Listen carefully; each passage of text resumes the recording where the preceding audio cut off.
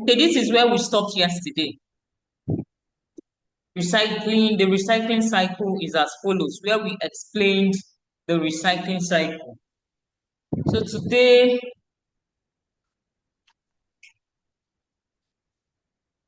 we'll be talking about the recyclable materials, those materials that can be recycled. Okay, and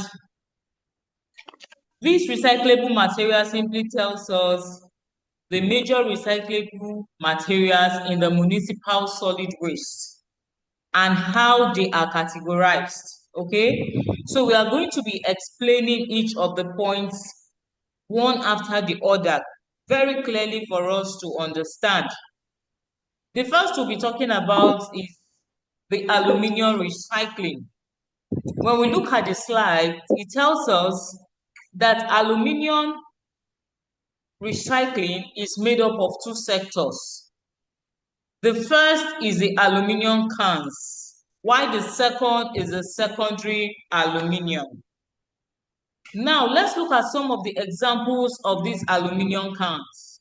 Aluminium cans that can be recycled. Examples are, we have the beverage cans. We all take soft drinks, of course, and we know the cans that are used to package these soft drinks. We have the beer and we have the energy drinks. They are very important because they are easy to collect, and apart from the fact that they are easy to collect, they are also easy to recycle. As a matter of fact, recycling aluminium saves up to 95% of the energy required to produce new aluminium from bauxite. Okay, you know aluminium naturally are produced from bauxite. So we can see one of the importance of recycling, that up to 75% of this energy is saved. Energy that is meant to be produced, that is used to produce new aluminium from this bauxite is what is saved. The second is the secondary aluminium, which is the second type or sector of aluminium that can be recycled. This aluminium, when we talk about secondary aluminium, it means aluminium that is recovered from old products. What are these old products? We have these old products such as the window frames. Window in our houses, the frames are made up of aluminium. We have the storm doors, the roofing sheets, and etc. Okay, now most of these secondary aluminiums are usually collected from the construction and demolition activities. Our second recyclable material from our slide is the paper, is paper recycling. This paper recycling, of course, is divided into different quality grades, right?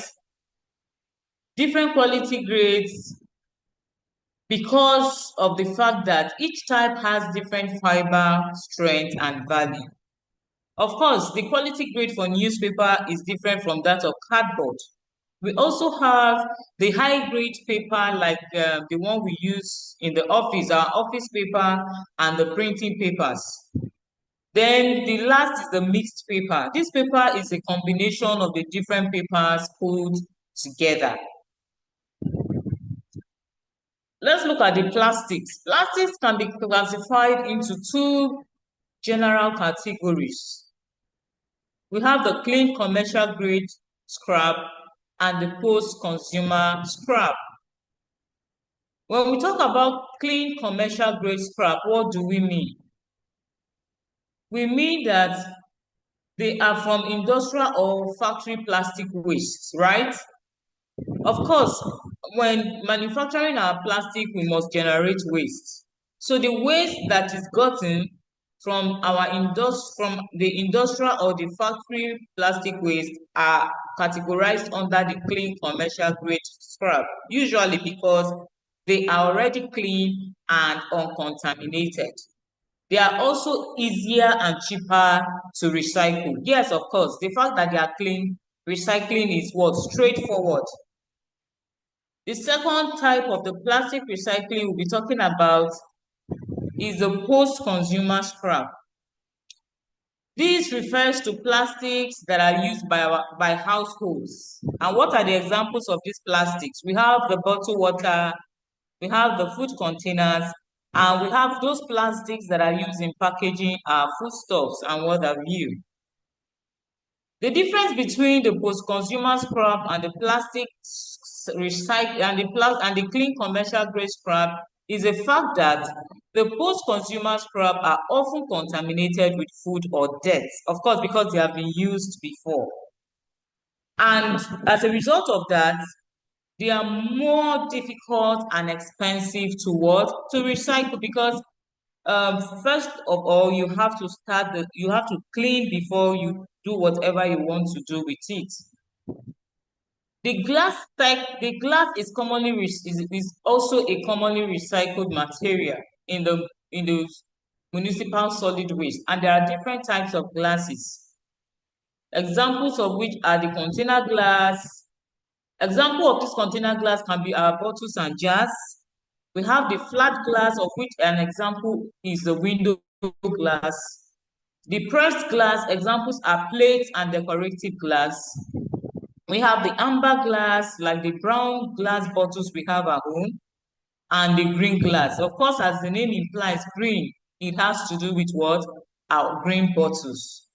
So glass can actually be recycled repeatedly without losing its quality. You all agree with me. The fifth is the ferrous metal. This ferrous metal is made up of what? Iron and steel. And they contain iron. This iron can be separated easily using magnets. And of course, some of these major sources of ions are the old vehicles. We have the home appliances like our refrigerators, our washing machines, steel food cans, and a lot of them are home. You can name them, right? So the steel is one of the most recycled materials worldwide. The non-ferrous metals are recovered from common households that do not contain what? Iron. That's the opposite of what? Ferrous. And of course, we say that ferrous metals are what? They are magnetic. Which means the non-ferrous metals would definitely be they will be non-magnetic, right? And examples of non-ferrous metals are our aluminum, we have the copper, zinc, and what have you. They are recovered from our household items, construction and demolition sites, and also some of our industrial equipment are also made up of non-ferrous metals. Okay? One thing you have to know about the non-ferrous metals is the fact that they are they are valuable. Why? Because of their high resale price. When you are reselling them, you get a lot of money because the price is high. Then we have the last but not the least, construction and demolition waste. These wastes are from, of course, as the name implies, from building construction, renovation, and demolition. Some of the recovered marketable items are, we have the wood chips, we have the aggregate. Aggregate simply means crushed concrete. We have the ferrous metals, non-ferrous metals, and also the soil. Now, this recycling of waste, one major advantage is the fact that it reduces landfill volume and also conserve natural resources, like we mentioned yesterday. One of the advantages of recycling, it makes our landfill not to get full easily. And also the natural resources that are supposed to be used, that's the virgin materials that are supposed to use to produce another material are being what? Conserved.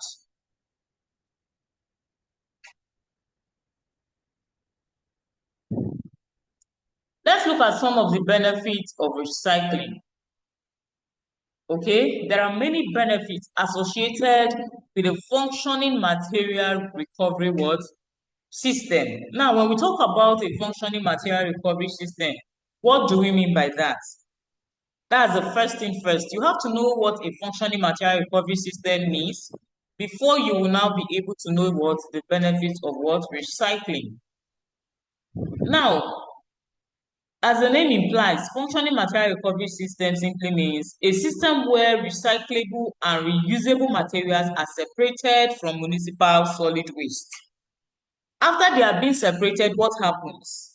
They are processed and returned to the economy as what? Raw material. So that is what it means. And usually, all these separation, processing, and what have you are done in a material recovery facility. As time goes on, we'll be talking more of the recovering material facility for us to understand. Then let's look at some of the benefits that are associated with the functioning material recovery system as presented in the slide before us. The first is savings through reduction of waste for disposal. Savings through reduction of waste for disposal. Of course, when we recycle materials or when those recycled materials are recovered, what happens? Less waste is sent towards our landfill or incineration. Remember we mentioned yesterday that landfill is a what final place for disposal of what waste. That is to say that waste that are no longer useful to us at that point in time, they can no longer be reused or recycled. That the best place to dispose them is the sanitary landfill or even the incineration. Remember, I also mentioned that waste disposal in the incineration, that the waste are subjected to what? High temperature, right? And energy is being generated, even though we have to control the air that is being removed because so as to prevent pollution, right? Now, the importance of savings, of benefiting of this recycling through savings of savings through reduction of waste disposal is the fact that, of course, we must transport this waste right from the point of collection to the point of disposal. So transportation of this waste is reduced. The cost of transportation is reduced. Savings through reduction of waste disposal can also reduce the cost of landfill operation. Let me remind us, yesterday we mentioned that the construction of our landfills is usually expensive, and that is why it is encouraged that waste from our municipal areas can as well use one landfills because of the cost of what? Construction. So the cost of waste treatment is also what? Is also reduced, because if we recycle waste, we reduce the amount of waste that we what generate at the end of the day, and that requires treatment. So the cost of treatment is what is reduced. Therefore, one thing I want us to know this morning is the fact that municipalities save money. Extension of lifetime and landfills through saving spaces now. Of course, we know that landfills have limited capacity, like we mentioned earlier, right? So by diverting our recyclable materials, such as the paper, plastic, glass, the volume of waste entering the landfill decreases, right? Because waste that are supposed to be sent to the landfills are being reduced as a result of what? Recycling. And what happens? This helps to conserve our landfill space. It delays the need to construct new landfills. It also reduces environmental conflicts that are associated with siting new landfills. The third benefit of recycling is the conservation of natural resources. How is the conservation of natural resources of benefit to us? Recycling reduces the need to extract virgin materials, such as the timber that is used for paper, iron ore that is used for steel, and the bauxite for aluminium, like I mentioned before. Right? So this helps to protect and preserve our forests, mineral resources, and the fossil fuels. Then it also helps in reducing the emissions of greenhouse gases and of water pollutants from the landfills. We know that it is organic waste in the landfills that produces methane. This methane is a very strong greenhouse gas. As a matter of fact, it is stronger than the CO2. They are both greenhouse gases, but the methane is stronger. So when we recycle some of these recyclable materials, we reduce what? The methane formation. Also, the production of leachate is also reduced. We all know that leachate causes what? Contamination of our groundwater, right? So using recycled materials helps to consume less energy that reduces the carbon dioxide emissions. We have supplying valuable raw materials to industry and saving of energy to produce new materials. Recycled materials serve as secondary raw material for industry, of course. It is the virgin raw, the ones that are not recycled, that's the ones that are gotten from our natural resources are the virgin, remember. So these ones that are the materials that are recycled are known as secondary raw materials. And they serve as what? They serve as secondary raw material for our industries, right? So producing goods from these recycled materials, of course, they require less energy than using the virgin materials. Now, let's look at this example we have mentioned it before that aluminium, recycling aluminium saves about what? 95% of energy compared to the primary production. And last but not the least is the what? Creation of jobs. Recycling system creates employment. How does it create employment? It creates employment through waste collection. People that collect waste, they are being paid. Those that are involved in the sorting and the processing of waste are being paid. Those that drive the trucks that carries this waste from the point of collection to where they are disposed, and then the final disposal through transportation means they're also being paid, right? So it also supports the informal sector workers in the developing countries. So the benefits of these are the benefits of recycling. The next slide tells us informal recycling systems, waste pickers. Okay, the informal recycling system, which is the what? The waste picker. And this very topic is very important in the integrated sustainable waste management, especially in developing countries. Okay, so informal recycling system, when we talk about informal recycling system, what does it mean? It is simply a, is a waste recovery system that operates outside the official government control. Okay? In this aspect, you see people like the waste pickers, the iron condemn, you see them, they go around. Of course, those ones don't take permission from the government, right?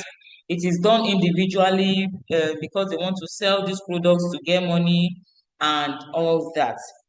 So these waste pickers and usually done, this informal recycling system are usually done by the waste pickers, the itinerant buyers, the small dealers, and the middlemen. Okay, so they are done by all these people. And what do they pick? They pick materials such as these people that run these informal recycling systems. They pick the newspapers, they pick the cardboard, metals, they are collected from house to house. They collect these recyclable materials directly from the household, right? And how do they collect this material? What do they use to collect this material? That's the waste pickers. They use the push carts, they use these three-wheeler bicycles, right, to collect these materials. Usually, these waste pickers, they focus on these valuable materials, okay? And we know that when they pick these valuable materials, it reduces the waste going to the landfill.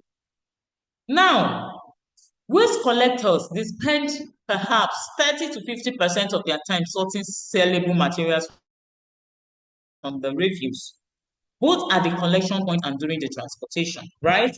This means that waste pickers do not just collect waste. What they do, almost half of their time is spent on what? After collecting this waste, they still separate the plastic from the mixed waste. They separate by removing the metal, sorting papers, and the cleaning materials. And sorting usually happens at the point of what? Collection. They happen at different points. Sometimes at the point of collection, they happen during transportation and at dump sites. But it will interest us to know that the best place to do this sorting, the sorting of waste, is at the point of what? Collection. It makes recycling very easy. It makes sorting very easy, right?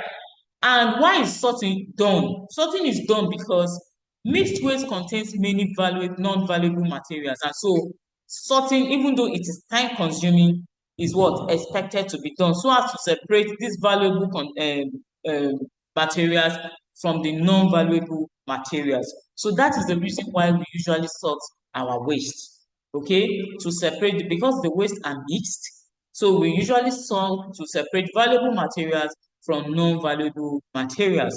The third point states that communities of 200 to 500 families and more on each of the dump sites, they depend on their livelihood on waste picking. Yes, of course, especially this actually shows the importance of the formal informal sector, right?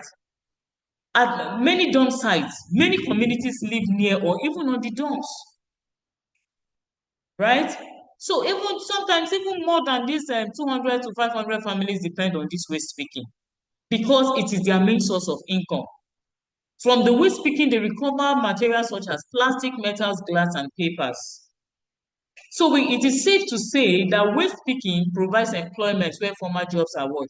Limited, especially for such people. However, even though it serves as a means of livelihood to them, they, however, face a lot of risks, such as the health risks, because, of course, most of them, out of ignorance, they pick this waste from dump sites without what? Hand gloves.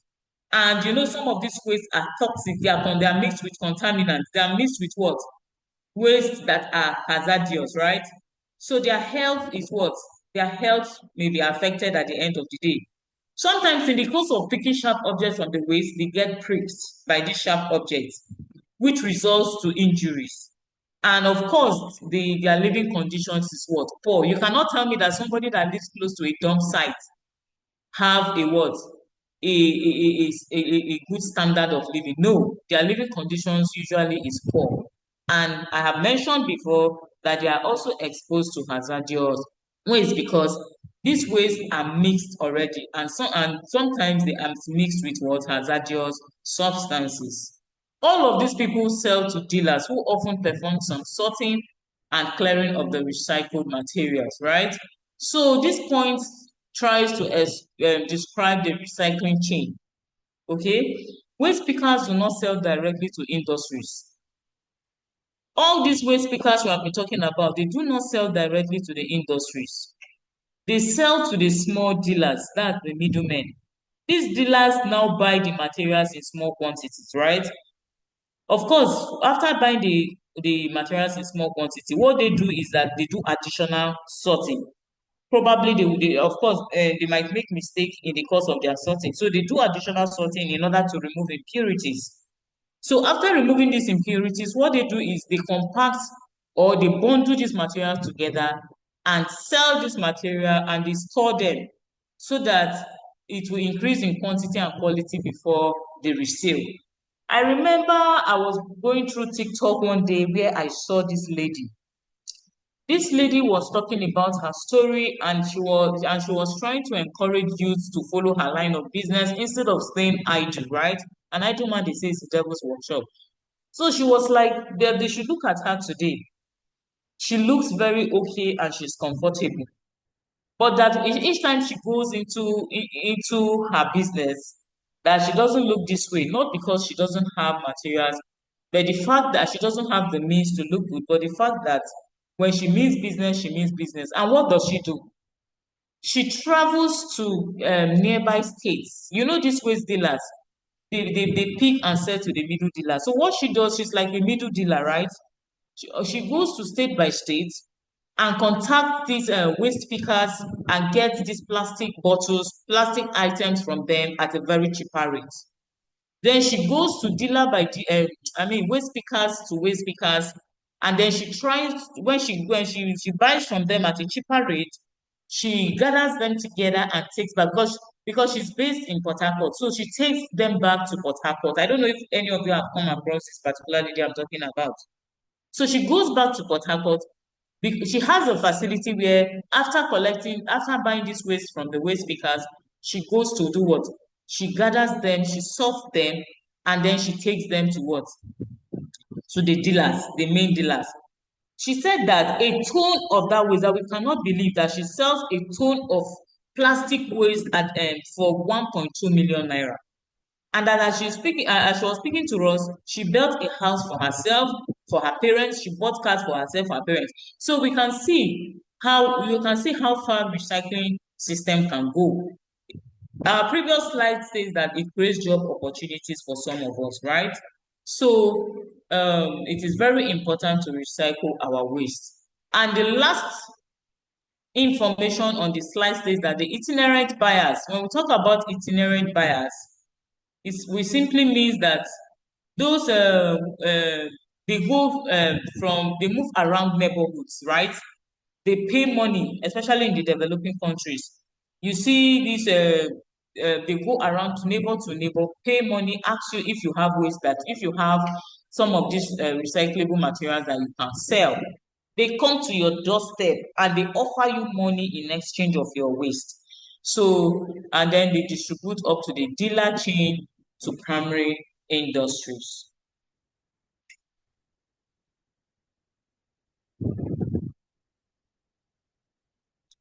So, from what we have discussed from the informal recycling system, which are the waste pickers, it's simply like a flow of diagram, right? From the household to the waste pickers, the itinerary buyers, to the dealers, the wholesalers, and lastly to the recycling world industries.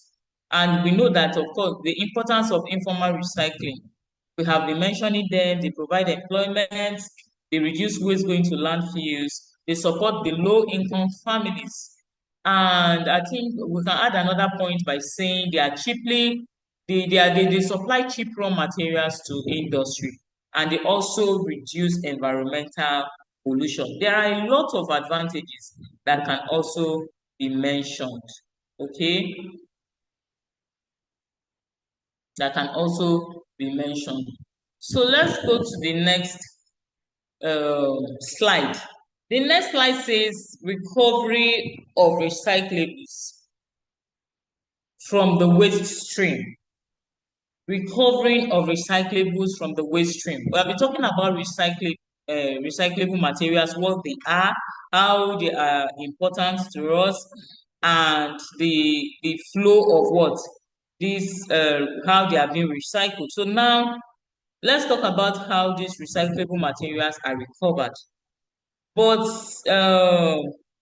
recyclables, the recovery has to do with what? It has to do with separating the materials at source. Okay, I've mentioned that the best way, there are different points of separation, but the best is and the one that is ideal is recyclable materials should be what? Separated at source. This source can be household level. Okay, but however, this is not usually done that way, or it is not practicable. And the reason is because I'm explaining this because there are different points at which materials can be recycled. Okay, so the fact that they are not done from the household is because sometimes it is as a result of lack of public awareness, right? In our household, we just gather our waste together, both organic waste, inorganic waste, hazardous waste that are meant to be separated in their different waste bins. We just pile them together because of lack of public awareness, and sometimes because of the poor infrastructure, then weak policy enforcement. Okay, the policies are not well enforced, and so because of that it is not practicable. Then mixed waste collection systems. Okay, so we just have a waste bin that collects waste together, right? So recyclable materials therefore are to be recovered after waste has been mixed together. Okay, so this is called recovery from the total waste what system. It simply means, what in summary, what I'm trying to say is what? Separating the recyclable materials from the mixed waste.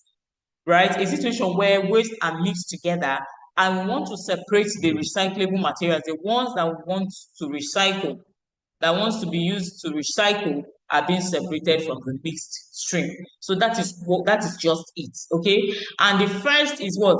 Informal material recovery. Informal material recovery and recycling systems, they operate alongside the waste collection. They operate alongside the waste collection.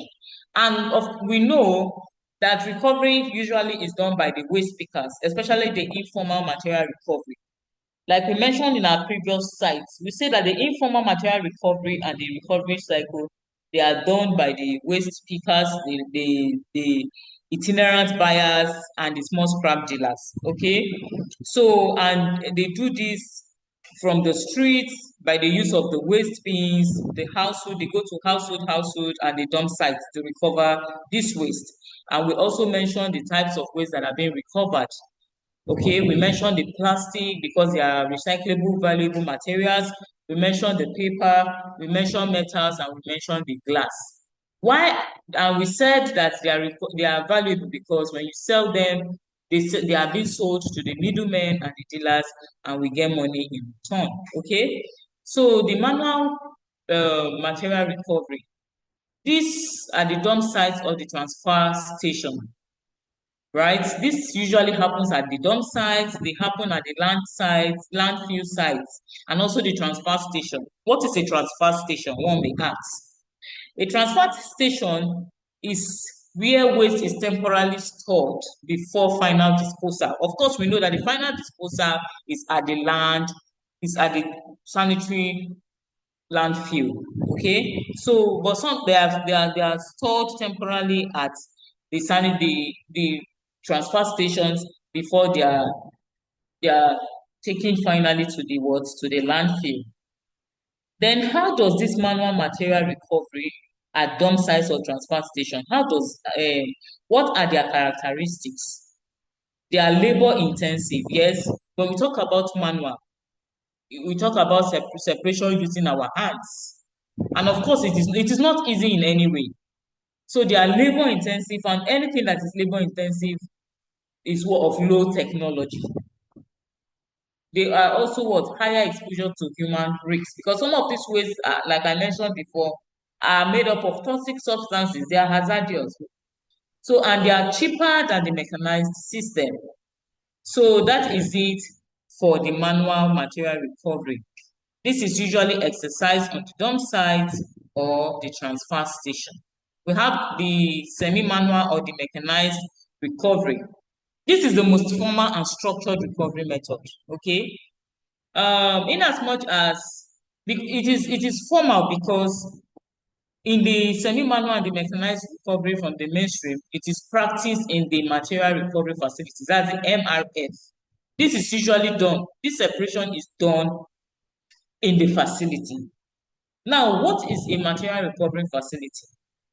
A material recovery facility is a plant where recyclable materials are separated from the mixed waste using the mechanical and the manual process. Both processes are used, but mostly the mechanical process is what is used.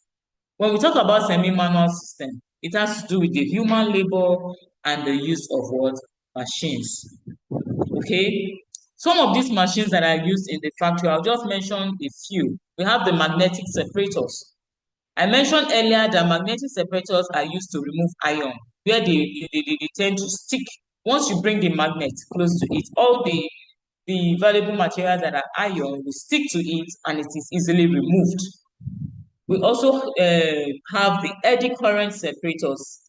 The eddy current separators is used to remove aluminium. Like we mentioned before, we said that these wastes are mixed. And when these mixed wastes are taken to the facility, that's the material recovery facility, we have the advanced technology, that's the equipment that are used in this separation.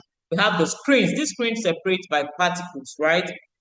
Then the air clarifiers to separate light and heavy materials. Advantages of this semi-manual mechanized recovery is the fact that it is of higher efficiency, of course, right?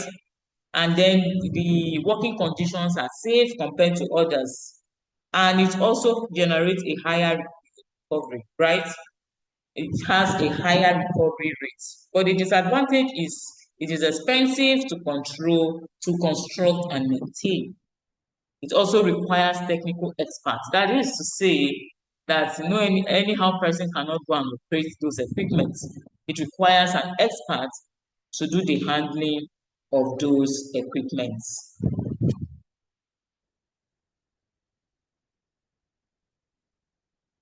We also have the material recovery at landfills. How do we recover? The previous one we spoke about was material recovery at the what? At the material recovery facility. So this is now at the landfill. There are different ways, places we recover material. I don't want us to be confused, please. The first is the informal recycling system, right? That's the waste pickers. Then we now talked about recovering material from the waste stream. I say waste stream is what? When waste are mixed together and we want to recover this material. And there are different processes that are being done in doing it, right? And then now we are talking about recovering material at the landfill. Okay? Now, this particular topic, recovery material at the landfill, discusses the conflict between the landfill safety management and the social realities, right? Especially in the developing countries. Landfills, of course, are meant for final disposal of waste, like I mentioned before. Unfortunately, in many developing countries, recyclable materials are still recovered at the landfills by waste pickers. We know it is the final place of disposal of waste. And usually, waste that are no longer recyclable or reused are supposed to be disposed there. But unfortunately, like we mentioned, and especially in developing countries, we can still find valuable waste in the landfill. Okay, so this is what basically is telling us, right? And we also said that a landfill is a controlled disposal facility. Okay, and people that are supposed to be allowed in the landfill, no, anyhow person cannot enter that landfill. The only people that should be allowed to enter that landfill is the site managers, those that operate the equipment. They are usually called the equipment operators, and even the workers. Okay, even the waste collection trucks that delivers this waste to the landfills are also allowed into the landfills. The reason why only people, the reason why we have mentioned the people that should enter is the fact that landfills, the fact we have been hearing landfill, landfill, landfill, landfill, they are dangerous places. Why are they dangerous? They are dangerous because heavy trucks are constantly moving. Okay, so if we are not careful, accident can occur. That place does not have to be crowded. And that is why we have said that only those people we have mentioned are supposed to be what? Allowed, but there is a but of which we'll be looking at it later. Heavy trucks are constantly moving, we know. Bulldozers and compactors, they also operate continuously. And then we all know that these waste that are being disposed in the landfills may generate or they contain hazardous materials which are detrimental to our health. Methane gas can also accumulate, especially when organic waste are broken down to generate this what methane gas in the absence of oxygen. And there is also risk of what water slope collapse, which is known as the landslides, right? So for this reason, public access should be what restricted.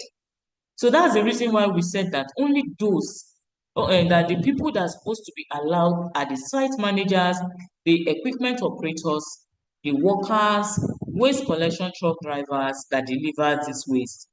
But then I told us that there is a but. Even though we have mentioned only those people that are supposed to be allowed. But let us look at it from this point, from this angle. That communities of several hundred families on the dump sites, they depend on this livelihood of waste picking. You see? So the question now is the fact that communities of several families, I mean, that is just their means of livelihood, especially where there are no job opportunities.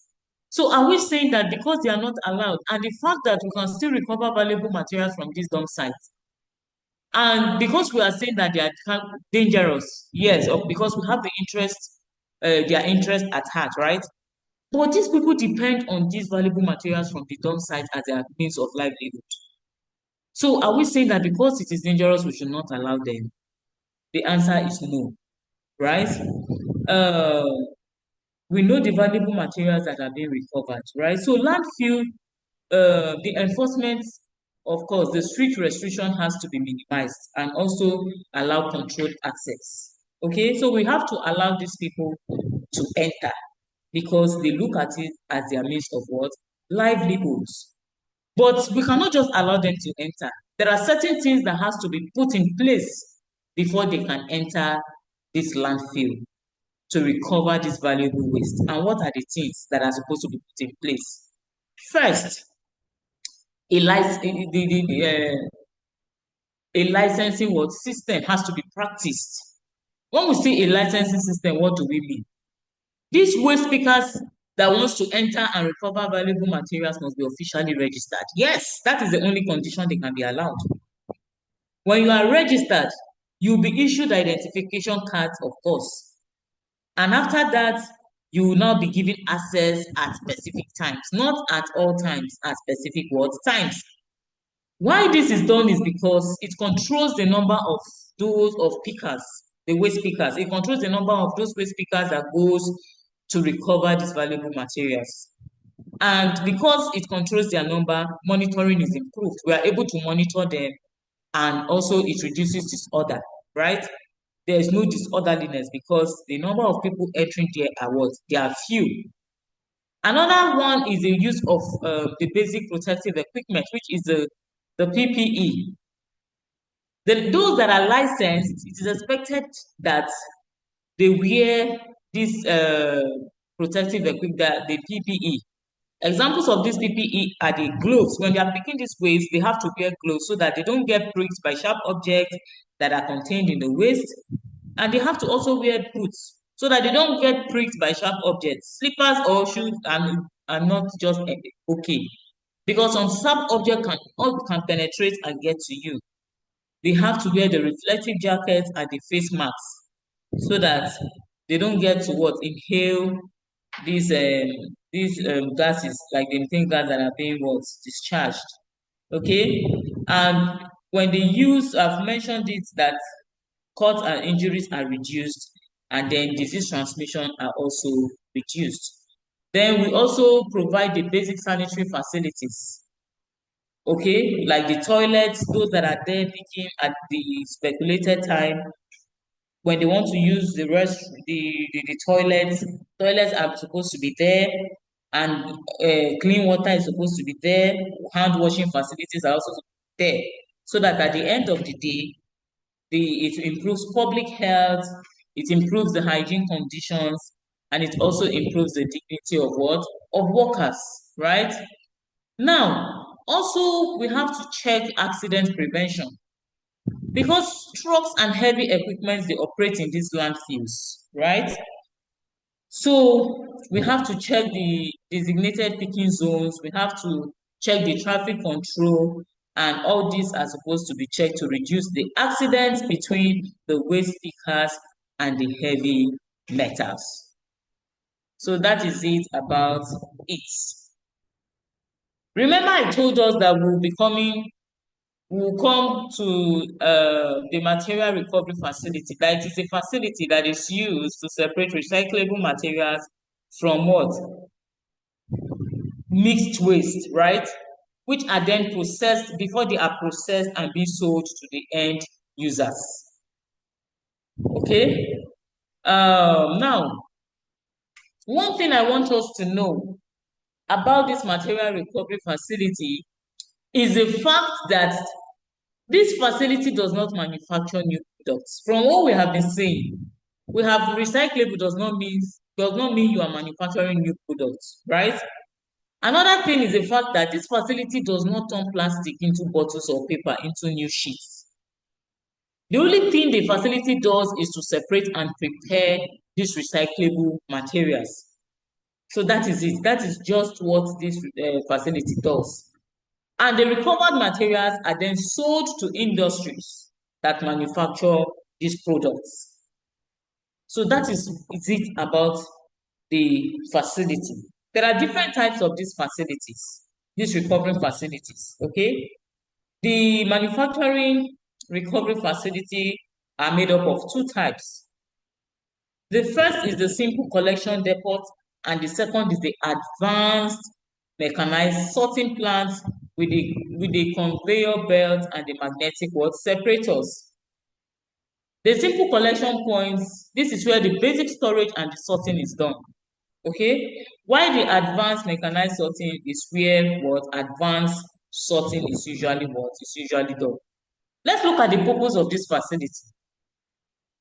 Okay, the purpose and the design of sorting plants. What is the purpose and the design of the sorting plants? Sorting plants, as the name implies, sorting to separate. They are designed to separate waste into three main components. That is what the sorting plant does. Okay, the mixed waste are carried to the facility, and then sorting is done. Okay, how is this sorting done? This sorting separates the mixed waste into three different what components. The first is the recyclables. And examples of these recyclables we have been talking about since morning is they are the papers, the plastic, the metals, and the glass. Another second is the organic materials. The second out of the three components is the organic materials. This organic material is made up of food waste and biodegradable waste. And then we have the waste rejects, that is the non-recyclable and the non-component waste. Okay, these waste are what? The ones that are being sent to the landfills because we no longer need them at all. They cannot be recycled again and they cannot be what? Composted. So we just separate them. So in summary, what am I saying? That the purpose and the design of the sorting plant is to what?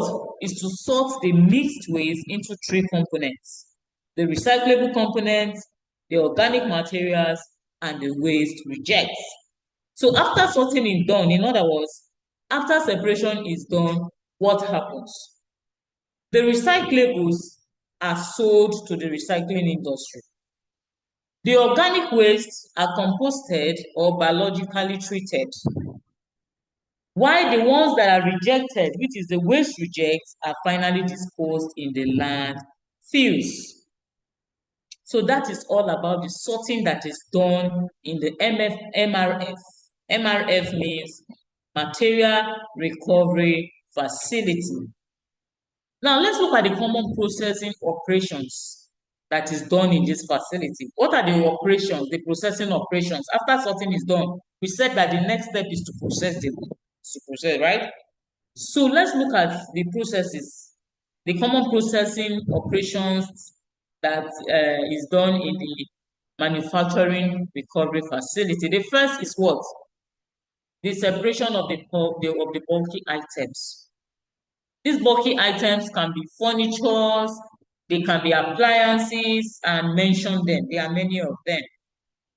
So after you separate these bulky items, the next thing to do is what? Size separation using the screens. This separates large from small materials. Of course, the large materials are not bulky. They are not big compared to the bulky items, right? So after the bulky items, we separate the large from the small materials. And this is done using the screens. After that, we go into the manual sorting. This is done by the workers. So after manual sorting is done, of course, we remove materials that are next to. Akpan, did you raise your hand up? Yes, ma'am. Okay. Yes, I wanted to ask a question. Okay. Please, can we have material recovery facility inside a landfill? Can we have what? Material recovery facility inside a landfill. Inside a what? Landfill. Okay, material recovery facility inside the landfill? Yes, inside landfill. No, we can't have a material recovery facility. It is a facility that is done separately, right? But the truth is, at the cost of disposal in the landfill, some valuable materials are still what? Found. Sometimes these waste are not sent to the facility. like a situation where a particular place does not have a facility, what happens? They sent the material, some of this material to the landfill. And that is why before this slide, we made mention of the fact that in as much as some valuable materials can be recovered from the land, from the facility, which is a plant, right? Which is a facility. Okay.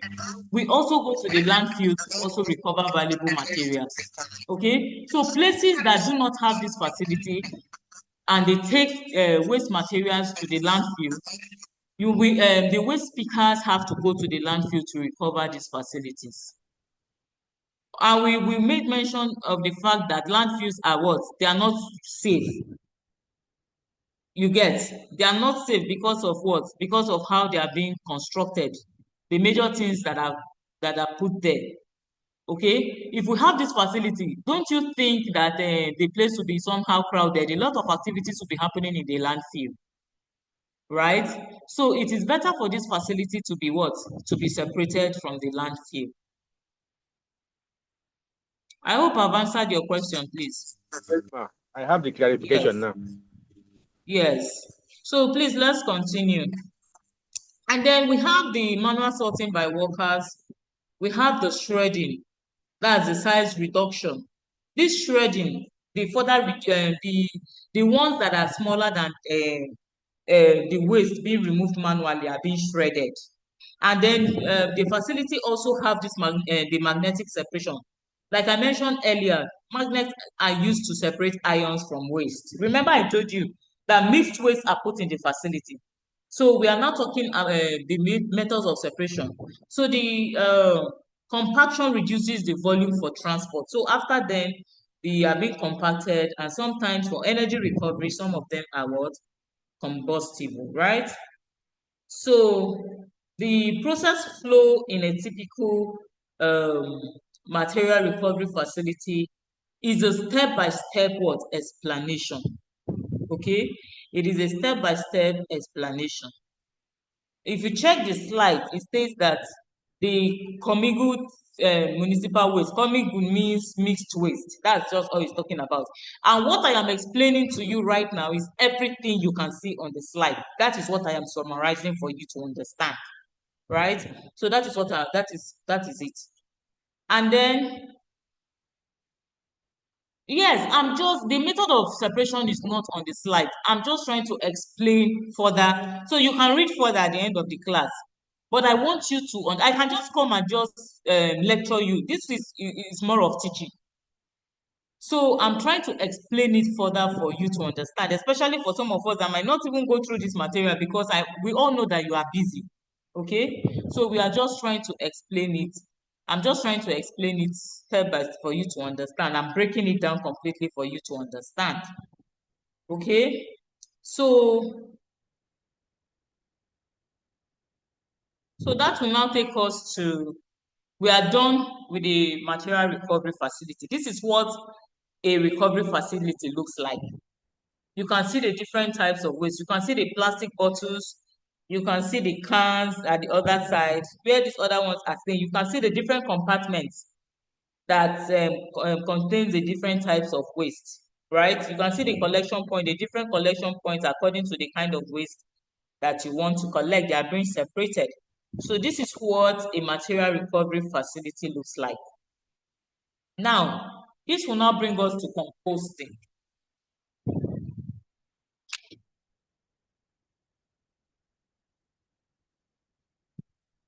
Composting is the transformation of organic waste material through controlled decomposition into a humus-like material called what? Compost.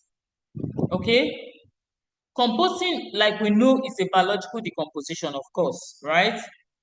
And examples of this composting material, they are the food waste, vegetable waste, garden waste. Examples of this garden waste is the green cuttings. When we talk about green cuttings, when you have a garden and you are trimming the leaves, right? The leaves that are falling down, or even if you have trees in your houses, those green leaves that falls directly, they are known as the green cuttings. We also have agricultural residues. Now, for the purpose of this module, composting is defined as a method of waste management in which organic material decomposes in a controlled environment. Yes, it is a method of waste management because it is also a means of managing waste by reducing the amount of waste that goes to the landfill at the end of the day. And they are being managed to produce what? To produce useful compost that can be used for our agriculture. When we talk about composting, there are two types of composting. Okay? There are two different types of composting. We have the aerobic composting and the anaerobic composting. We have the aerobic composting and the anaerobic composting. I want us to break what composting is. Let's talk about it. Okay? Now, aerobic composting, as the name implies, it occurs in the presence of what? Oxygen. It is simply the breakdown of organic materials in the presence of what? Oxygen. And it is the most common and the preferred composting method. What the role of this microorganism in an aerobic composting is that they convert organic waste into compost through biological activity. The microorganisms that are involved in this aerobic composting are, we have, okay,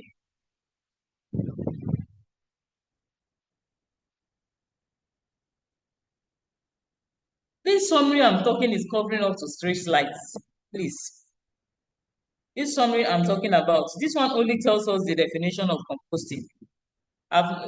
And then the outcome of the active biological material is called the compost, of course, and it's safe and ready to use on soil, right?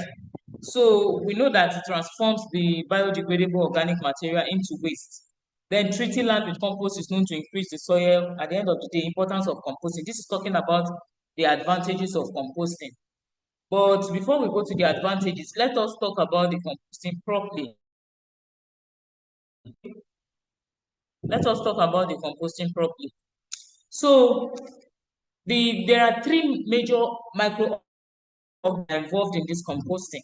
That's the aerobic composting, the bacteria, fungi, and the actinocytes. Okay, the actinomycetes. So the bacteria is the first to act. This bacteria decomposes easily what? Degradable materials. That's those materials that are not large, they are biodegradable, yes, but you know they are of different sizes. So the ones that are easily what? That are easily degradable, the bacteria acts on it. And when this bacteria acts on it, they release what? Heat. Okay? They produce heat in the process. So after the heat are being produced, further breakdown on the tougher materials are done by the fungi. I mentioned that 3 microorganisms are involved. The bacteria, the fungi, and the actinomycetes. And these bacteria, this aerobic composition, even though they are done in the presence of oxygen, there are different stages in which this composting is done. The first stage, bacteria acts on it, where the easily degradable materials are being broken down, and heat production is involved. Afterwards, the fungi act on the tougher materials like cellulose, lignin, and they are important during the later stages because fungi works with high temperature, and this high temperature already have been produced from the heat production of when the bacteria acted on it. The last but not the least is the actinomycetes. They appear in the final stage of the aerobic composition. They break the resistant compounds. There are some compounds that are resistant. They are very stubborn. But at the end of the day, the actinomycetes, they break them down and they give the compost its earthly what? Smell. So that is it. So treating land with compost is known to increase the soil water. That's after the composting is done, they are added to our soil because they help to increase the soil water retention, especially in sandy lands and desert areas, right?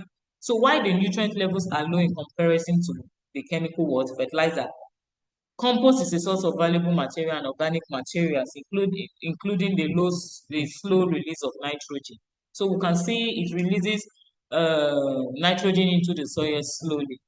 Okay, and the another advantage of this, the benefits and advantages of composting is the fact that as diverting organic material from the landfill through composting, it offers savings in the disposal cost and prolong the landfill time. Two, it reduces the risk of leachate. We know what leachate is, and methane production in the landfill, because we all know that methane production and leachate are usually formed from organic material in the landfill. So a situation where this organic material have been separated and are what being composted, the leachate production and the methane production is what is low. So it's the risks and health hazard associated with untreated waste of the traceable waste decreases significantly under controlled condition of composting, where the heat of the bacterial action actually decontaminates the materials. Yes, it kills the pathogens. The heat that is produced after the bacterial act is high, I told us, and bacteria cannot survive, pathogens cannot survive in that kind of temperature, and so it deactivates with seeds and the fungi spores. It activates these pathogens that are disease-causing organisms. So the composting methods, they are what I'm discussing now. That is what, I jumped the benefits and advantages and I started explaining the composting method. I just summarized it, but we have spoken about the benefits and the advantages. So let's talk about the composting method. So there are different approaches to produce this composting. The first is the what? I told us the one breakdown of the biodegradable organic materials in the presence of oxygen, and they are done. The primary microorganisms that are involved in this breakdown are the bacteria, fungi, and the actinomycetes. Okay, so these different microorganisms, they contribute to the decomposition. I told us at which point in time these microorganisms act. Okay, and then at the end of the day, the composting stages in the aerobic respiration, we have mentioned it. And the second type of the the composting is the anaerobic, which is known as the fermentation. This is usually done in the absence of what? Oxygen. As the name implies, anaerobic, aerobic, presence of oxygen, anaerobic, breakdown of organic material in the absence of oxygen. Now, the difference between the aerobic and the anaerobic, even though it is done, one is done in the presence of oxygen and the other is done in the absence of oxygen, the byproduct at the end of the day also matters. In the aerobic, while compost manure are being what formed that are used in our farm, in our soil to improve the structure and improve its fertility, the final product of the anaerobic is what? Biogas, production of biogas. What are these biogas? We talked about the methane and the carbon dioxide, right? So this decomposition happens inside sealed system, of course, where oxygen is absent. And at the end of the day, after the decomposition, methane and carbon dioxide is produced, and the digested is also the residual material. So this anaerobic digestion is slower, and anything that happens in the absence of oxygen, you can imagine the unpleasant odors that will be produced if not properly controlled. Okay, then we have the open air composting.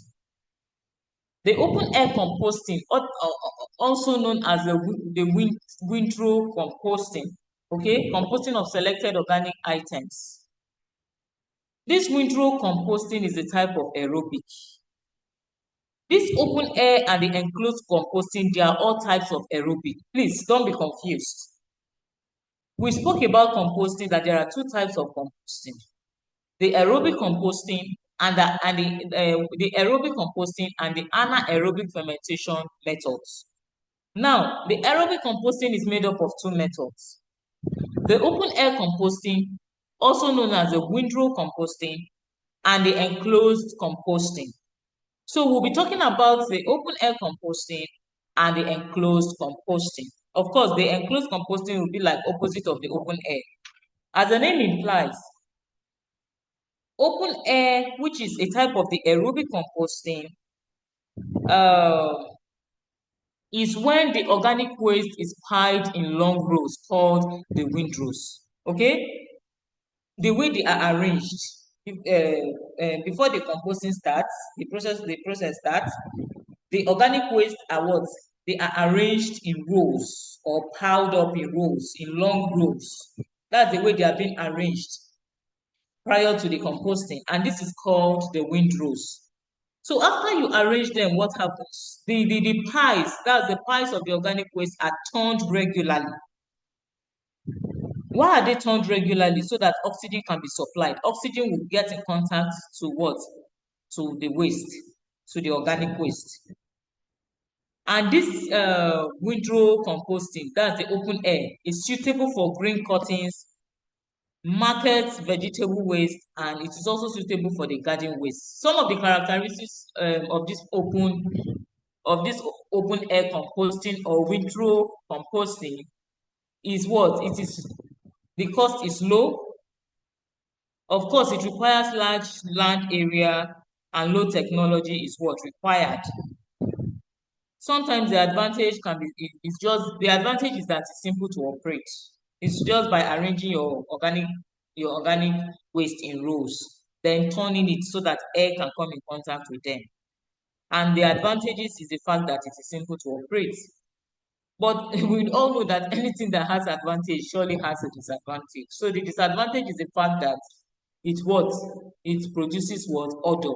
When we talk about odor, it means an unpleasant smell, right? And it is a slower process. The process is slow. So the second one is the enclosed composting. This method is more controlled and mechanized, and it works in two stages. Okay, it works in two stages: the enclosed system and the maturation stage. Like if we look at the slide before us, the enclosed composting says that the large scale enclosed they are usually done in urban areas, and it is undertaken in central plants, right? It will happen in a plant where in plant, and then, because as the name implies, enclosed, it will happen in a plant, in a closed environment, and it works in two stages, like I mentioned. So it's a summary of what is on the slide that I'm taking, and time is against us. Okay, so the enclosed system, composting takes place in the enclosed system, and temperature, moisture, and aeration is controlled in the system, right? So why this is enclosed, but still another type of aeration, is the fact that in as much as the composting is taking place in an enclosed system, air is also what? Supplied. The only difference is that the temperature and the moisture and the air that is supplied are controlled, right? And this is a faster decomposition process than the open air. And because it is enclosed, of course, the odor is controlled compared to the open air. This open air, the odor is just released, but this one, the odor is in the enclosed plant or in the enclosed system. Okay, and then the raw materials for composting. Some of the raw materials are, we have the fruits and the vegetables, the green crops from the yards and the sparks, separated organic household or restaurant kitchen waste, organic farm waste, sawdust. For enclosed composting plants, the following material could additionally be accepted: sludge from wastewater treatment plants that are in compliance with legally binding maximum values of pollutants. So we can see the different materials, okay, that operate in each of the types of the aeration, in each of the types of the aeration composting. Now, this is what an open air windrow. Are you seeing these brown straight piles? They are arranged in piles, and you see it's in the open. It is not enclosed at all. So it is in the open and it is not enclosed. So this is what it looks like. Okay, and we have mentioned the windrow composting before, right? And we said it in summary now, because what we have mentioned is what is here, but they are only mentioning the factors, okay? Factors that affect composting in these slides. And we say that it is an erosion composting where the organic waste is arranged in rows, narrow piles called the windrows, as we can see here. Okay, and then as they are arranged, I mentioned earlier that they are turned. These piles are being turned so that air can be supplied evenly to the organic compost. So when air is supplied, what happens is that they break up the particles. Okay, they break up the compacted material. That is the essence of supplying air. You know that microorganisms thrive more in the presence of oxygen, right? And also, when you are turning the piles, that's the piles made up of the organic waste, it improves the porosity. Porosity refers to the spaces between the particles that allow the air movement, okay? That allows the air movement. And then when the porosity is improved, what happens? They release trapped heat, and releases trapped heat. The heat that is produced in the course of decomposition is released.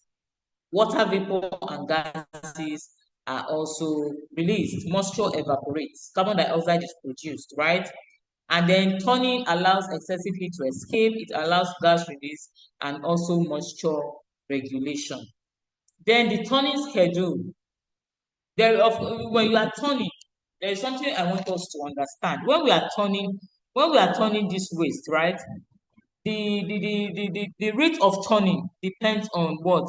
The rate of decomposition. It depends on the moisture content. That is to say, if the moisture content in the organic waste is high, then I think the turning of the waste should be more frequent.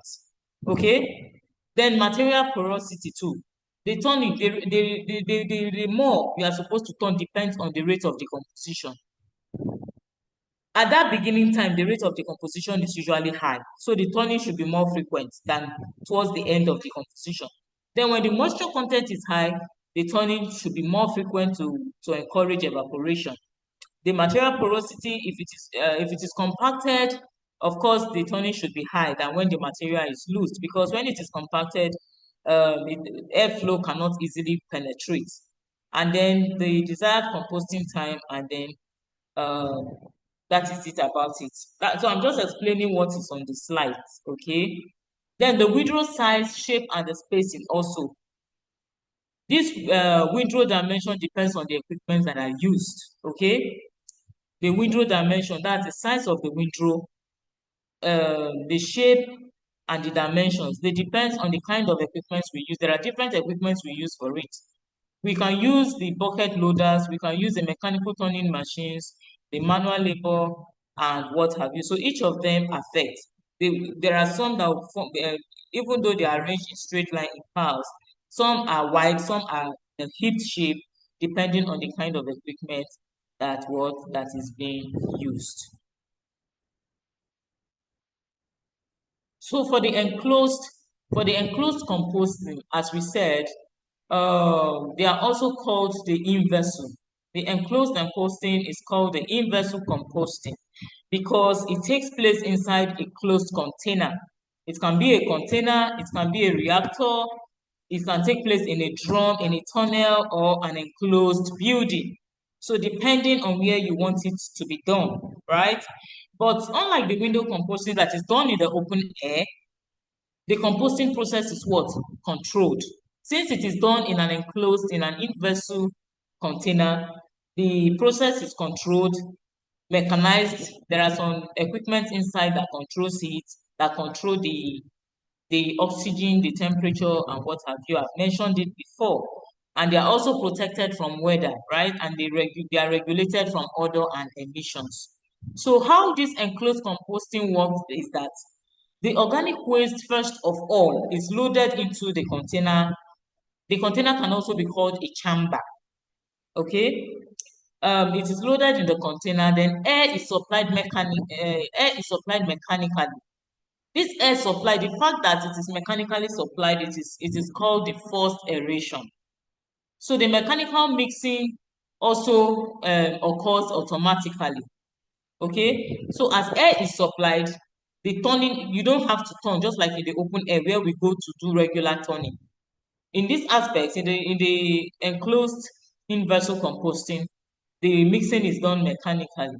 Okay, and like I mentioned before, the temperature, oxygen, and air are controlled. This allows faster decomposition, better pathogen destruction because more heat is generated. Okay, the heat generated is at high temperature that these pathogenic organisms, that the disease-spreading organisms, cannot survive them. And although also the odor is what reduced. Okay, so the process control in the enclosed is the airflow, temperature flow, high temperature are maintained in the flow, the oxygen concentration, aeration adjusted automatically. Is just a summary of what I am talking about. The advantages, some of the advantages are the better odor control, suitable for urban areas, they require less land, higher process control, and there are many of them we can think of. Okay. So this is what a large and cell drum looks like. You see, they are enclosed. Okay. You see, they are enclosed. They don't have openings. Both the front and the back are closed. So this is what the large and the cell drum looks like.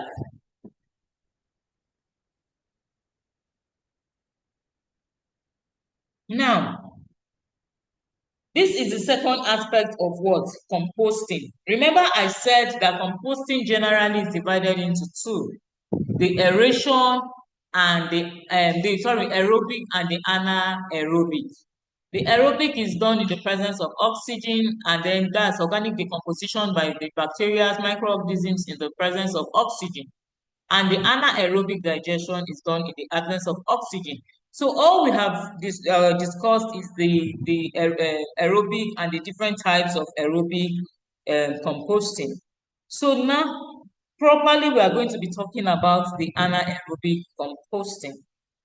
The anaerobic composting is simply the anaerobic digestion, that's the composting of organic material, is a method that is frequently used in the integrated waste management systems today.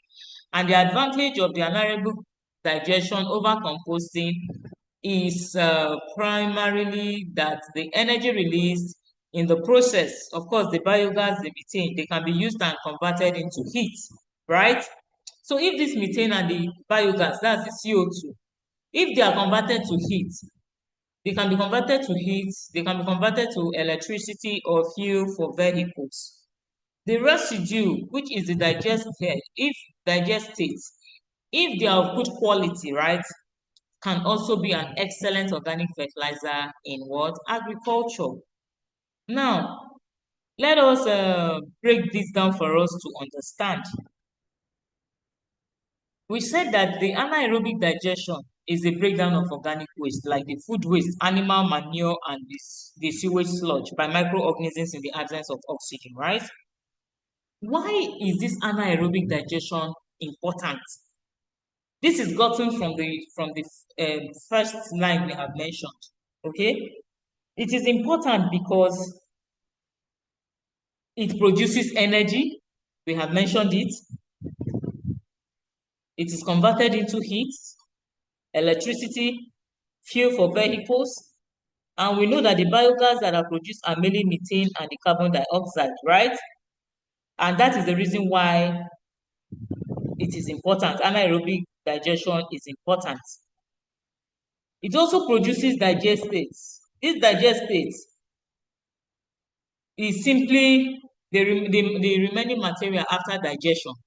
After it has been digested, that remaining material is called the digestate. And if this digested is clean, okay, if it is a clean organic waste, it can be used as organic fertilizer. And we all know that when organic fertilizer are applied to the soil, it improves soil fertility. However, if unsorted waste is used, it may contain contaminants. And because of that, it will not meet the standards for agricultural use. So it is only used when the organic digestate is clean. That is when we can use it as fertilizer. Okay. Now the question now is, why must the digester be closed? Okay. Why must it be completely sealed? And why are we preventing air from entering? All what I'm explaining now is in the slides, if you understand what I'm talking about. The other one is done in the open, right? Okay, but why is it the anaerobic? Why must it be done in an enclosed? And why must we prevent air from entering? Now, the reason is this. Oxygen will stop methane production. Remember, we are in what? The anaerobic. Because we say there are many uses of it. They can be used, they can be converted to electricity. That's the biogas and the methane, electricity and the fuel. But this can only be gotten in when the organic materials are broken down by these microorganisms in the absence of oxygen. That is why we always close them. If we open them, if we open them, oxygen will stop methane producing bacteria. Aerobic what? Decomposition. You see? So that's the reason why it is usually done in the close. Before digestion, the waste is usually preheated. Okay? Before anaerobic digestion is done, the first step is the what? Is the preheating requirement. Waste is what? The waste is preheated. When you preheat waste, what happens? You convert it into liquid form. That okay? And this makes it easier. Why do we preheat it? We preheat it because it makes it easier for bacteria to break down this material. But one thing I want us to know is that this preheating treatment can be expensive and technically demanding. It is not easy, it is very expensive. But ideally, first thing first, that is the first thing to do. Okay. So when this after this preheating is done, biogas at the end of the digestion, biogas is what? Produced. Biogas is produced. And from the slides, they said around 100 meter cube of biogas can be produced from 1 ton of organic waste. And in about 25 days of digestion, you see, so you can see the kind of amount of biogas that can be produced. Okay. Now, why is it not common for mixed waste? Why is anaerobic digestion not common for mixed waste? It is not widely, anaerobic digestion, okay, for mixed waste is not widely used because extensive pretreatment is required and then contamination problems too, okay? And the digested quality may be poor because it will be contaminated. You know, we're talking about the digest it, that it can, if it is clean, it can be used for fertilizer, okay? And then the treatment cost is about 50 euro per ton. The treatment, we say it is very expensive, about 50 euro. If you convert it to Nigeria currency today, you know how much it will be. And the treatment, the cost depends on the plant size, technology that is used. It depends on the waste quality too, right? So these are some of the factors affecting the composting processes. The first is the balance of carbon to nitrogen ratio. They say the balance should be 30:1, where the primary nutrients required for the microorganism growth are carbon, nitrogen, phosphorus, and potassium. And that the bacteria also need trace amounts of sulfur, sodium, calcium, magnesium, and iron, which are usually present in adequate quantities in the organic material. Another factor that affects the composting process is the surface area and the particle size, that it can be increased. How can we increase the surface area and the particle size? By shredding or by breaking up, right? And we all know that increased surface area improves the ability of microorganisms to digest more material. They multiply more quickly because there's space, they multiply more quickly, and they also generate more heat and therefore speed up the process. Aeration. Aeration is what? Efficient decomposition, of course, requires sufficient oxygen. Sufficient oxygen has to be present for efficient decomposition to take place. And so aeration is needed to replenish oxygen to the center of the what? Of the organic material. And this can be accomplished by the turning. We have mentioned it before, constant turning of the organic material by using the blowers of the supply oxygen to the compost.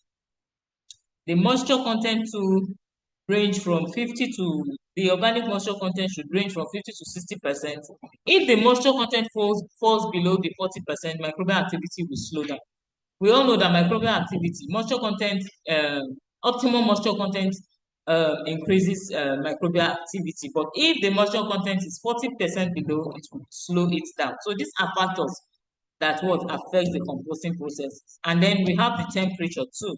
We all know that microorganisms generate heat as a decomposed organic material. So if the temperature is important to produce a microbiologically safe compost, it is important to control the temperature so as to optimize the breakdown of organic material and to inactivate pathogens. Okay, so ideally the temperature is supposed to be around 55 to 65 degrees Celsius for 3 days consecutively. At this point, microorganisms, especially the pathogens, they'll be inactivated. They cannot because they cannot survive this particular temperature.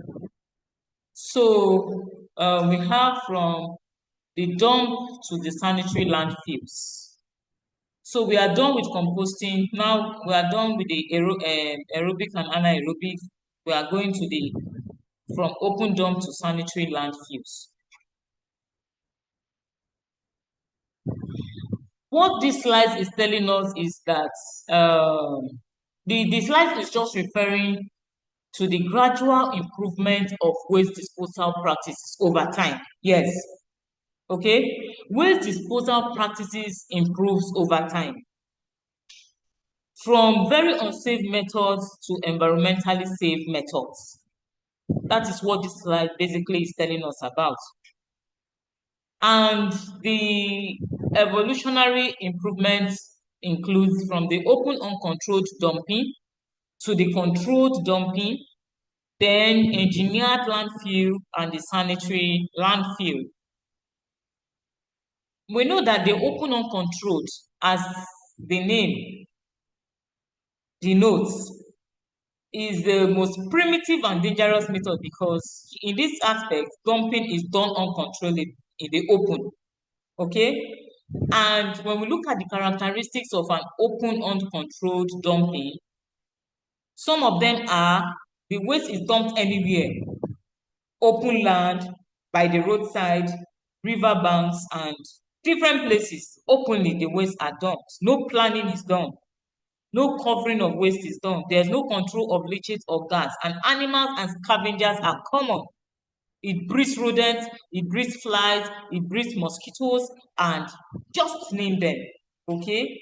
And of course, we know the environmental problems of this open uncontrolled dumping.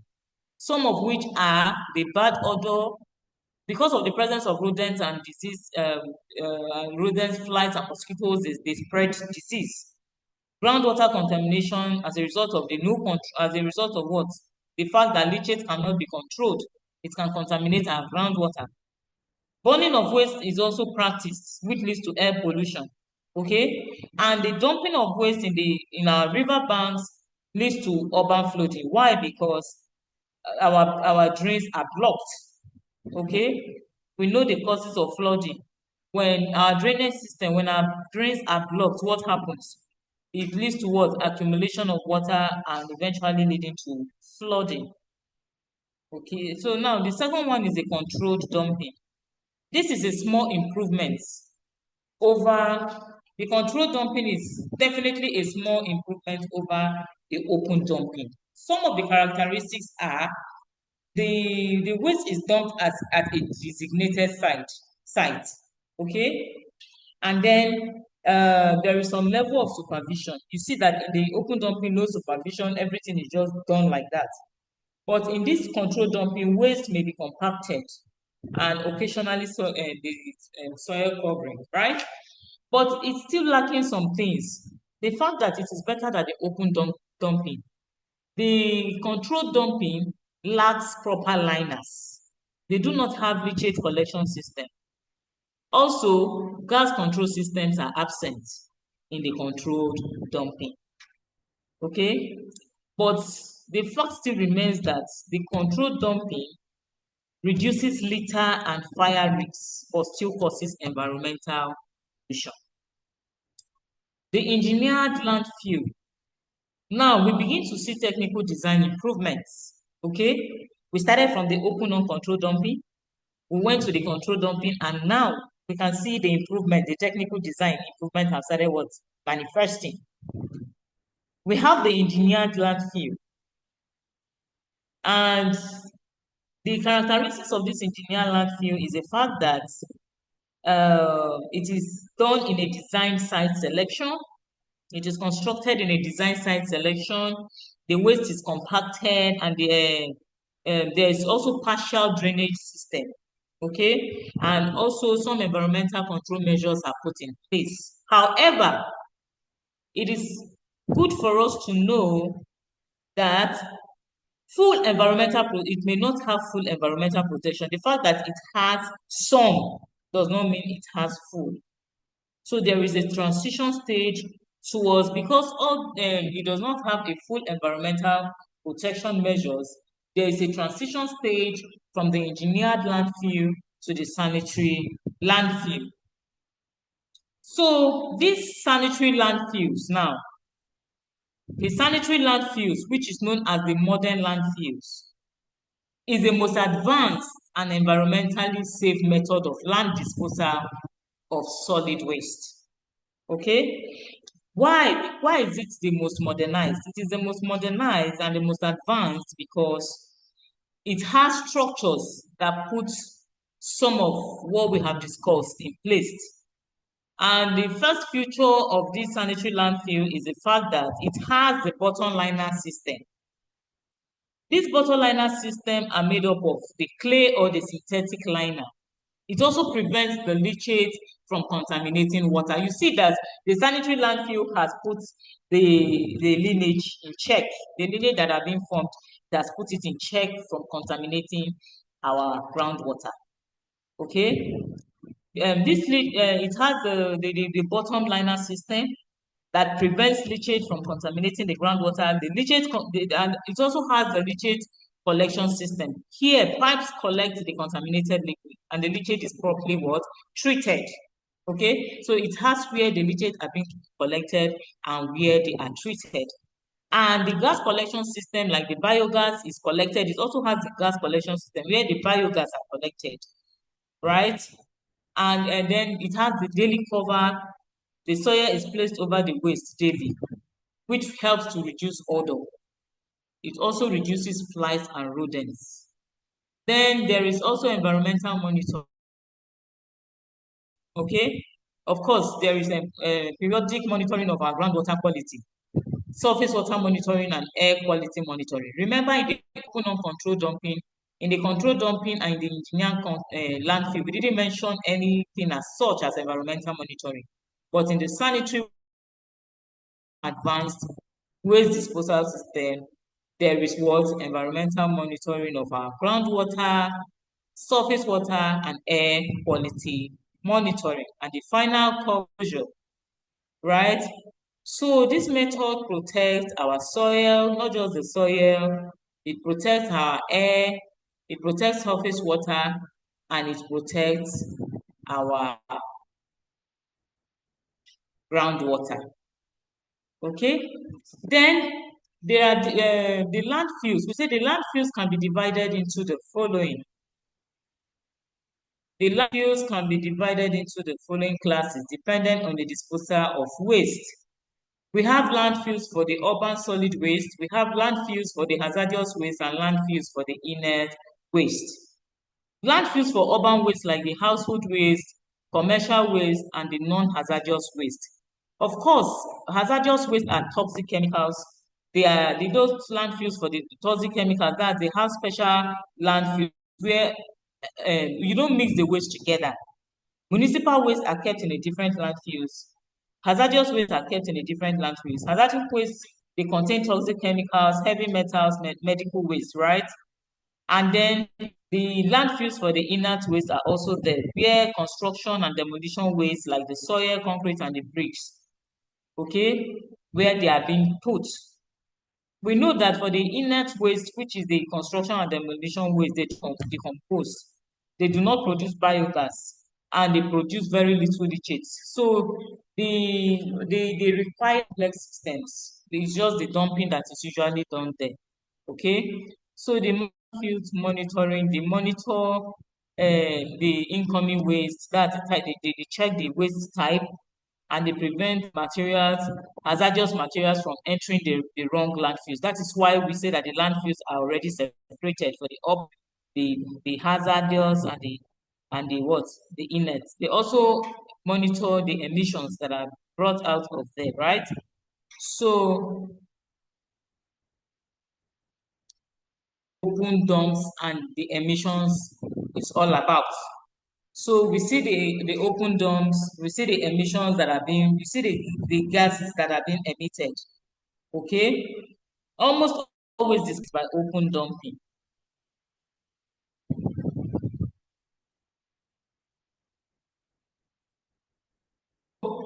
So we can see the pictorial view of it. So almost always disposal is by municipality. They operate one or more open dump sites due to urban areas and those that are widely regarded. So these municipal dump sites are often poorly sited. Okay, it's just cost, right? There are emissions as a result of these open dump sites, and these emissions represent a big hazard or chemical and biological contaminants in our contaminants in waste pollute the surrounding natural environment. Uncontrolled dumping is a serious problem for public health and the environment due to the release of hazardous substances, such as we have the leachate that contaminates the soil, the groundwater. You see this surface water. You see that the water is not pure. That is because it is contaminated by leachate. Okay, then the toxic gases, the bad smell, the dust, and the noises. You see the gases that are being emitted. Smoke from burning of waste. We have the vermin and other disease-carrying organisms, the scattered waste by winds, and the scavenging animals. Also, we have the greenhouse gases. So this is what an open dumps and its emission looks like. These are pictorial view of the open dumps and its problems. You can see open dumps, you can see how people, the waste pickers are trying to recover some of the recyclable valuables. Okay, and then we see the open dumps, you see the gases that are being emitted, right? You see the first pictorial view is made up of what? Mixed waste. We can see liters, we can see different liters of different waste together, right? So it is from this mixed waste that the waste pickers are picking the valuable items, they are sorting them out from it. So this is what an open dump. See a lot of people. You see how they are well covered. Some are with the hat, some are with the face masks. Look at them with the boots we have discovered. Look at them with their bags, picking the waste and putting them inside. And we said this is what? Labor intensive. Of course, it is a very hard work process, right, to do. And some of them are doing this because it is the major source of their livelihood. After getting it, they sell it to the dealers that are involved, to the small dealers. Okay.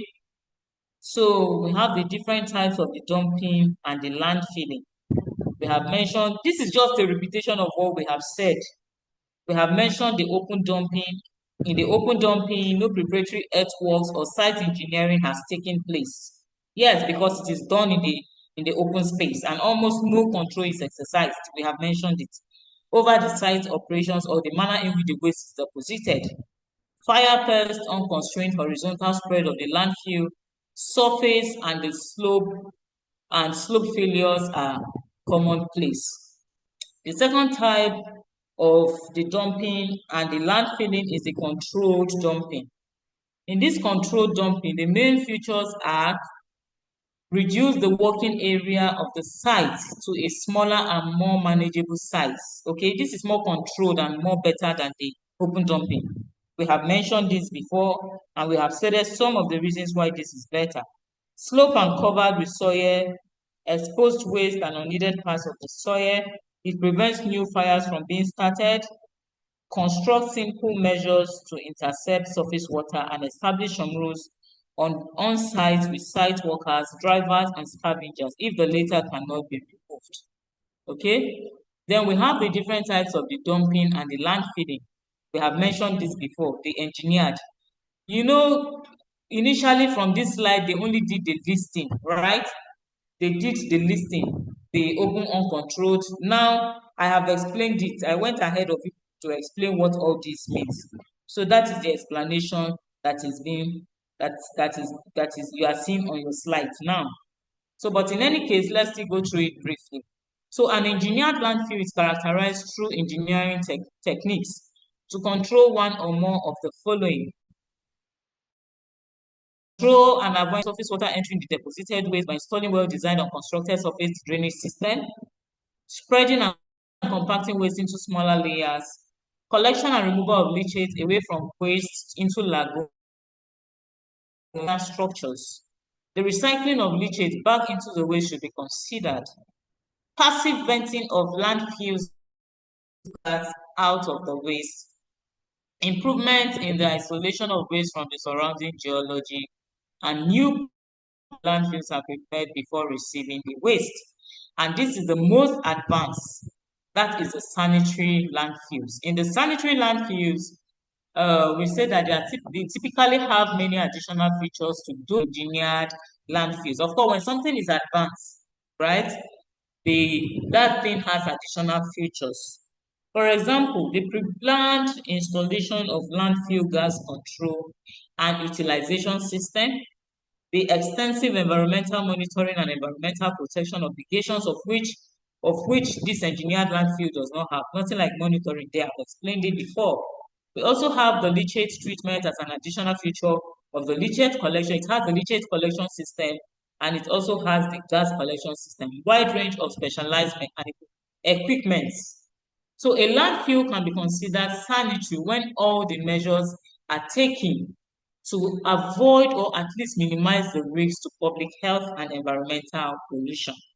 Careful attention to the design of the landfill avoids future operational and environmental and political problems. The disposal plan is a key element. Okay, my slide is not moving again. Please, what slide are we on right now?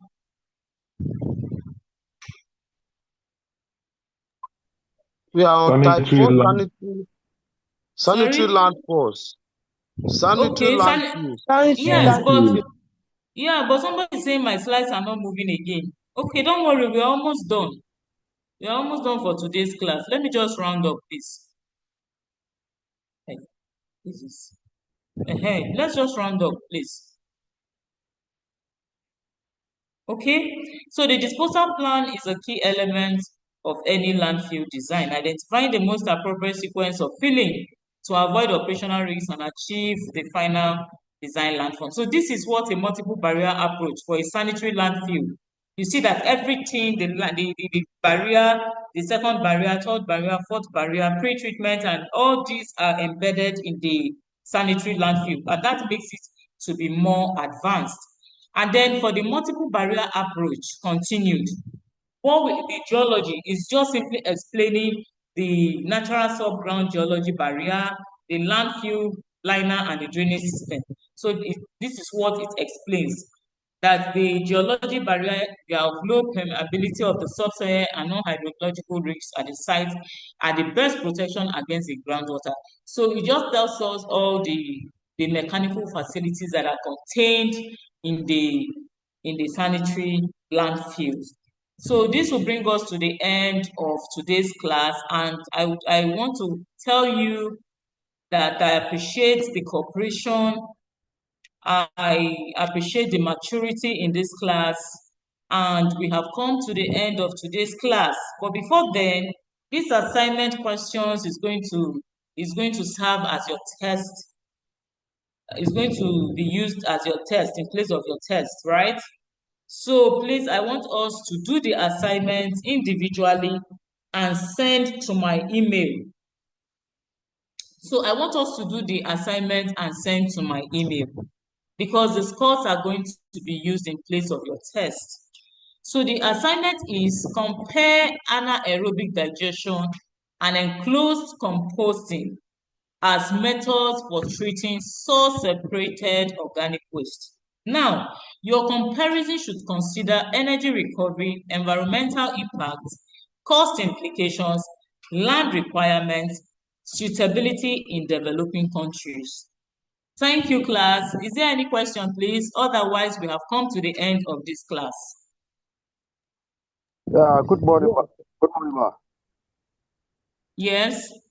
Yes, I want to ask, is it on MS Word or on the PowerPoint, ma? No, MS assignment. Word, please. The assignment should come in MS Word. Yes, I think my email is in the, let me check. Okay, my email is not here. Let me edit, can I edit it and put my email address? Okay, ma, you can. Yes, my email address, or can you write it? I don't know if all of you are here. Okay, what will happen, you know what will happen? I'm going to be releasing, immediately after this class, I'm going to share this material. But before I share the material, I will put my email address. Okay, please, what's the time duration for submission?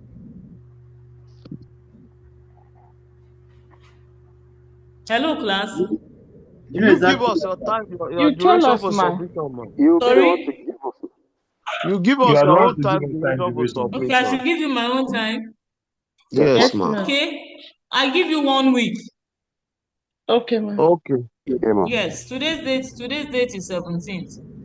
18, 19, 20, 21, 22, 23, 24. So anything, the date of submission, the 25th. Okay. So please, 25th is the final date of submission. I want the assignments in my email. So thank you very much and have a wonderful day. Thank you, ma'am. Thank you, ma'am. Someone took like a fan. People are coming. Good morning, madam. How are you?